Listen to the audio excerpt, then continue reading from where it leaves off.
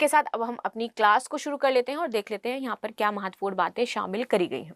ठीक है, देखिए चाइल्ड मैरिज एक्ट को लेकर के यहाँ पर केरला हाई कोर्ट ने एक बहुत ही अच्छा डिसीजन सुनाया, और डिसीजन सुनाते हुए उन्होंने बोला है कि ये जो चाइल्ड मैरिज एक्ट है वो सिर्फ हिंदुओं पर लागू नहीं होता है या फिर सिर्फ पंजाबी, सिखों और ईसाइयों पर लागू नहीं होता है, ये पूरी तरीके से जो आपका मुस्लिम समुदाय है उस पर भी लागू हो रहा है। ये जो मामला है ये आपका 2012 का मामला है।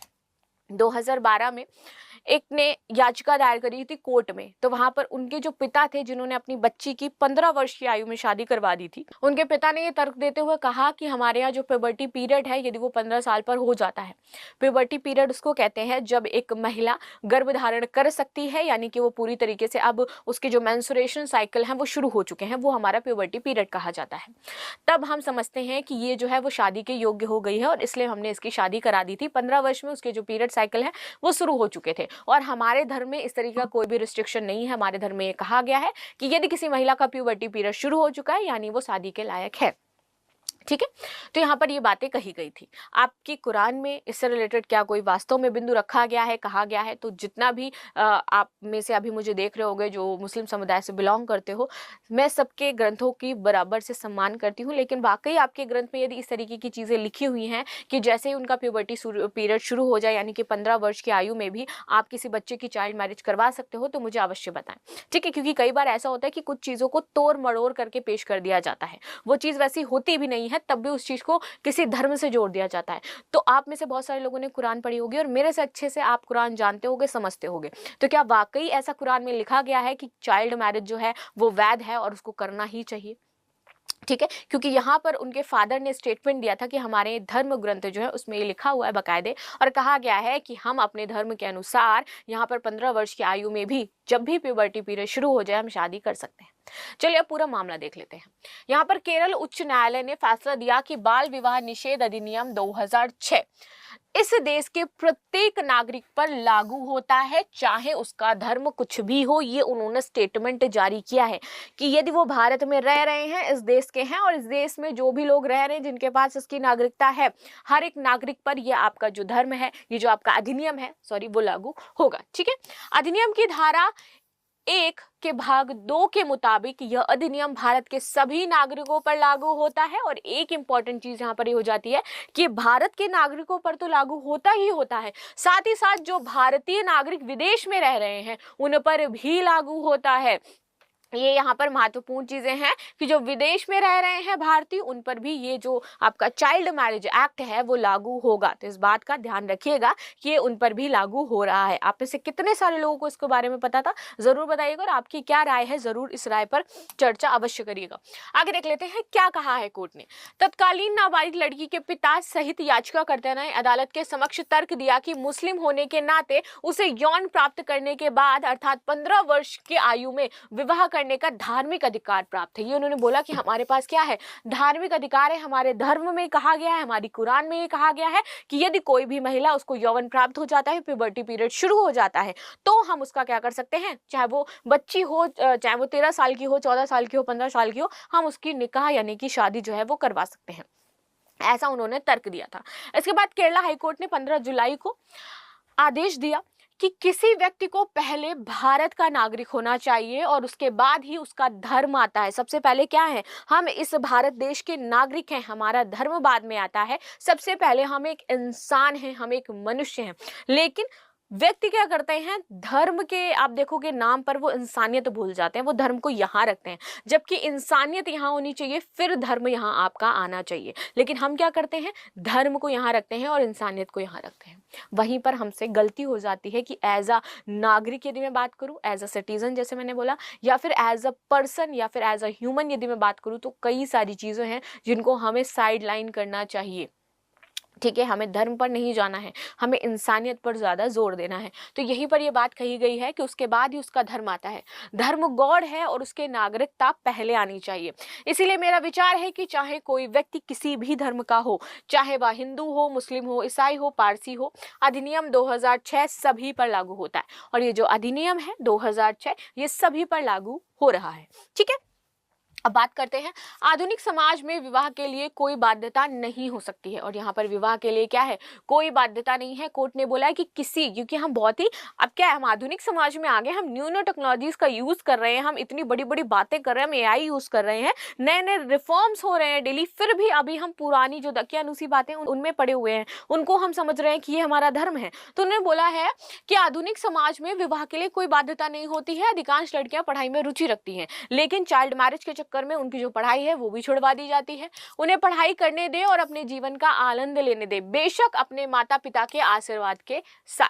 ठीक है, जब वे वयस्क हो जाए तो तय करें कि उनके जीवन के लिए एक साथी आवश्यक है, तो उचित स्तर पर ऐसा होने दे ताकि समाज में बाल विवाह को खत्म किया जाए। और यहाँ पर ये कोर्ट ने पूरी जो स्टेटमेंट है इस प्रकार से दी है कि हर बच्चे को पढ़ाई का अधिकार है।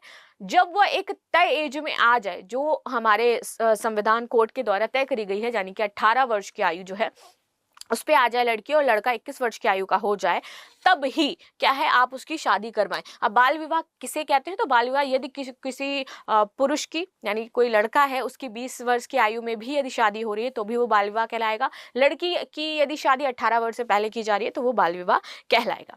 ठीक है, आगे देख लेते हैं क्या था मामला। केरल हाई कोर्ट ने एक शख्स था, उसने याचिका दायर करी जिस पर बाल विवाह करवाने का आरोप था। याचिकाकर्ता ने कोर्ट के सामने मांग रखी थी कि बाल विवाह निषेध अधिनियम की धारा 10 और 11 के तहत दंडनीय बाल विवाह अपराध करने के आरोपों में उसके खिलाफ कार्यवाही जो है वो रद्द कर दी जाए। क्योंकि उन्होंने बोला था कि जो मेरे खिलाफ कार्रवाई हो रही है इसको आप रद्द करो, क्योंकि हमारे जो धर्म है उसमें ये बात कही गई है।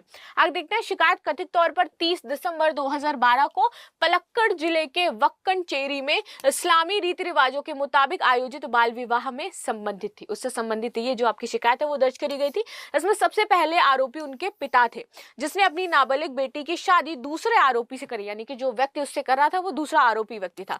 तीसरा और चौथा आरोपी इस्लाम जुमा मस्जिद महल कमेटी के अध्यक्ष और सचिव थे, और पांचवें आरोपी विवाह का गवाह था। ठीक है, जो विवाह हो रहा था उसमें गवाह के रूप में वो गया था, तो वो गवाह था, और 5 आरोपी इसमें टोटल आपके गिरफ्तार किए गए थे। ये मामला था इसका।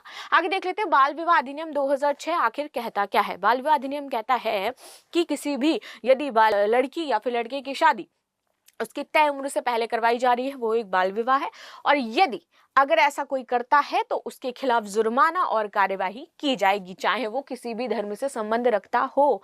आगे बात कर लेते हैं, 1 नवंबर 2007 को बाल विवाह निषेध अधिनियम 2006 आपका लागू हो गया था। तो ये प्रभावी कब से हुआ, 1 नवंबर 2007 से प्रभावी हो गया था। इसमें कहा गया कि बाल विवाह बच्चों को उसके बुनियादी मानवाधिकारों से वंचित करता है, जिसमें शिक्षा, स्वास्थ्य, शोषण से सुरक्षा का अधिकार शामिल है। और ये जो अधिकार है ये हम क्या कर रहे हैं, उससे छीन रहे हैं बाल विवाह करवा करके। कम उम्र में विवाह और गर्भधारण से शिशु मृत्यु दर बढ़ती है, मातृ मृत्यु दर बढ़ती है, यौन संचारित जो बीमारियां हैं वो बढ़ती हैं, और स्वास्थ्य समस्याएं भी उत्पन्न होती हैं। अभी हाल ही में आज की न्यूज है, 8 घंटे पहले की न्यूज है कि राजस्थान का एक स्कूल था जहां पर वो जो शिक्षिका है वो कहती है कि यहाँ पर जो बच्चियां पढ़ने आती हैं वो आमतौर पर विवाहित ही होती हैं। तो यहाँ पर चाइल्ड मैरिज कॉमन है। राजस्थान के एक स्कूल में जो अधिकतर बच्ची आ रही हैं वो मैरिड हैं।